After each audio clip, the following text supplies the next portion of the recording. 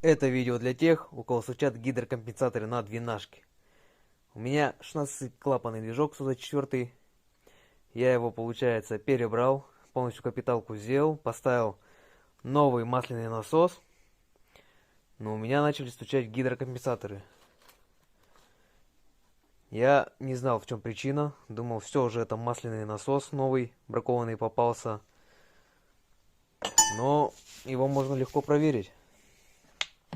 Просто возьмите, добавьте немного масла, куда вставляется маслоприемник.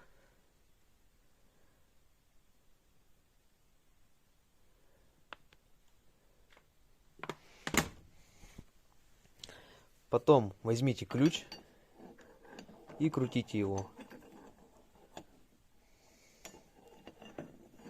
И отсюда должно пойти масло. Если же оно пошло, вот, значит масляный насос полностью исправен.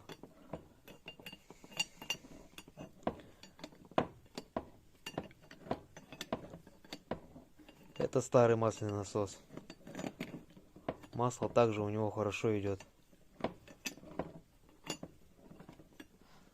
как и у нового.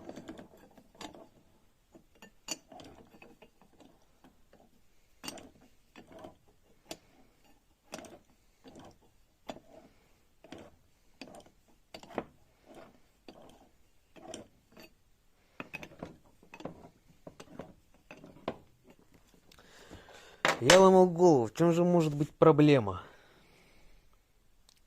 А проблема оказалась в маслоприемнике. У меня стоял вот такой вот до капиталки. Это тоже 2108. Ничего не видно, конечно. Да и ладно. Главное то, что вот такой вот пластмассовый у меня стоял. У меня он был весь засранный снизу. И я решил его поменять, но так как у нас в магазинах таких нету, почему-то продавцы говорят то, что якобы люди их не берут, берут именно вот такие вот металлические. Я поставил его, вот этот металлический. Но когда я сегодня его снял, я посмотрел резиночку. У меня она какая-то вся съеденная оказалась. Даже вот здесь вот тоже был кусочек резиночки. Вот этой вот самой, которая отпала. Вернемся к пластмассовому, который у меня стоял. Прежде чем ставить маслоприемник, обязательно посмотри